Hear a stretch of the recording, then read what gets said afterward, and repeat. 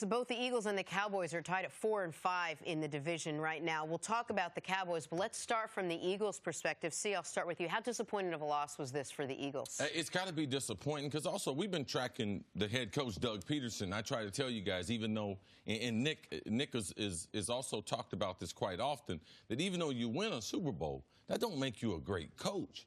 And we've seen him say some things in press conferences. Remember a couple weeks ago, they're going to start having fun again? Okay, now what do you do? Because at 4-5, it is a disappointing season. They're not the only Super Bowl champion that we've ever seen come back with a disappointing season. No, but we haven't seen them react the way the Eagles have.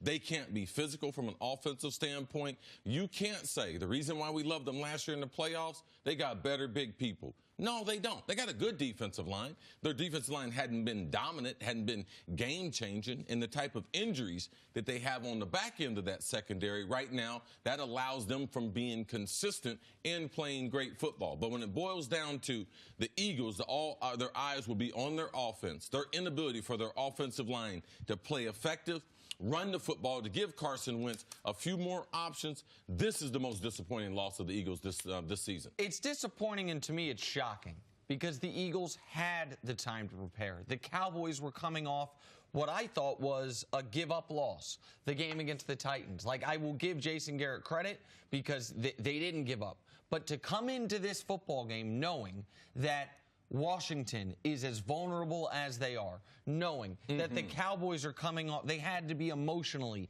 at their lowest point they've been all season long. Maybe that Titans game, the lowest point they'd been since Dak and Zeke came into the league, certainly since the moment Zeke's suspension became official. Like, to not take advantage of that, to have opportunity after opportunity, to have the Cowboys in 3rd and 15 at the end of the first half, where you get them off the field there, you might take the lead going into halftime, and you let a little screen pass out to the side. They pretty much just gave up. It was a give-up screen. Yes. They were not expecting. They just wanted to get a completion to keep the clock running. To force the Eagles to use their last timeout. Yes. The Cowboys, as soon as they took that sack at the end of the first half, their entire goal of that drive was make the Eagles use all 3 timeouts. Yes. And despite that, they end up getting a touchdown out of the drive.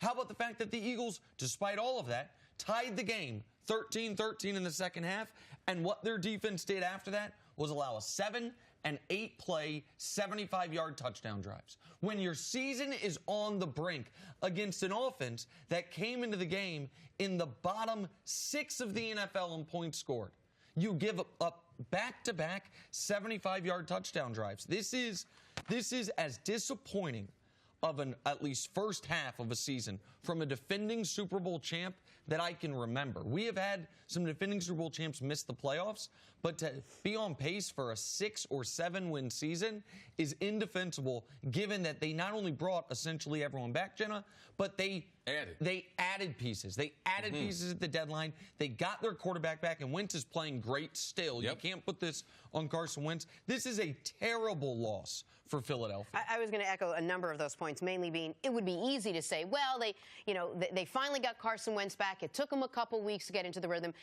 There were a lot of pieces around this Eagles team you can point at. You can't point at the kind of play that Carson Wentz is having these days. Let's talk about it from the other perspective, from Dallas.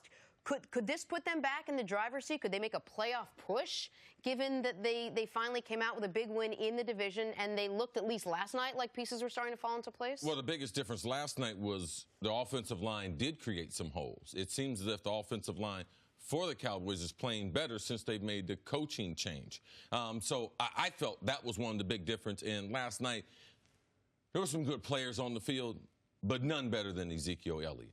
And he dominated that football game. And he was able to get to the second level of that defense because the offensive line, they didn't allow penetration. He was not getting hit in the backfield. And you can see why he's a special runner. This open field run right here, I haven't seen a run that's any better than that. At full speed, 230 pounds to be a hurdle, a safety. So it was a special performance by Ezekiel. But if this offensive line plays this way, in spots, this is the way the Cowboys have to look. Physically, they have to be dominant. You could see Dak made some plays with his arm and some legs, but Dak's not going to throw for 300, 350 yards. This is the way they're going to have to win football games if they're going to be able to sustain the victory from last night. I want to give the Cowboys credit. They hadn't won a road game all year. They did that.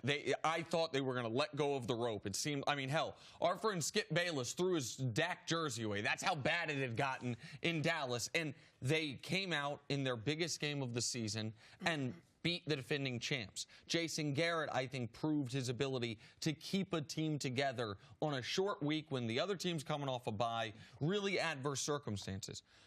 And I will also add, the addition of Amari Cooper, you can see how it makes the other receivers' jobs easier. Like, even though Amari didn't have a huge game, you can see that there are bigger windows to throw in for Dak, and obviously Zeke was absolutely tremendous.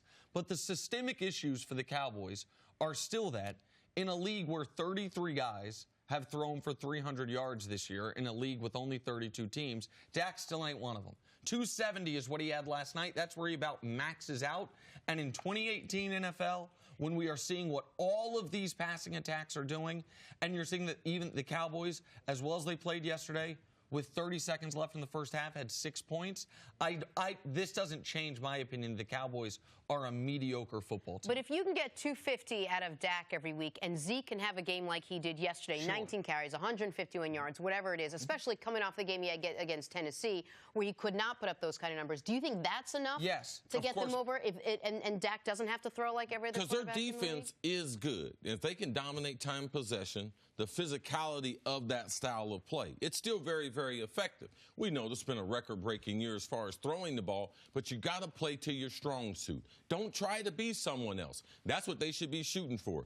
240 to 280 yards passing. Man, Zeke's got to touch the ball 25 times every game, and I think the Cowboys will be able to live with the results. It just gives your margin of error in that spot is still, if that's your path to victory, your margin of error is almost non-existent. If that's your path to victory, you need plays like this from Leighton Vander Esch on a 3rd and 2 when it looked like Philly was going to go tie the game. This was as good of a defensive play as you're going to see. He has nothing but green grass ahead of him.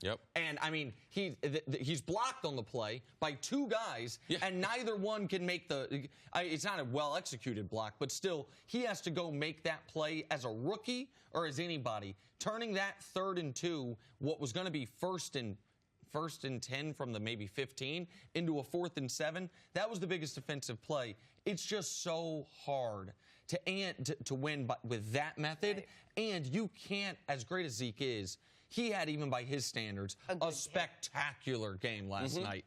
And that's hard to just rely on week in, week out. Another thing with the Eagles, too, you could tell they really miss Lane Johnson, their best offensive lineman. Even on that screen pass, he's on that right side. He knocks Vander Esch out of bounds. Back cuts up inside of him. Everyone else was run off during the play. So if they have one of their players back in there, one of the big differences in the Eagle, no Lane on that right side.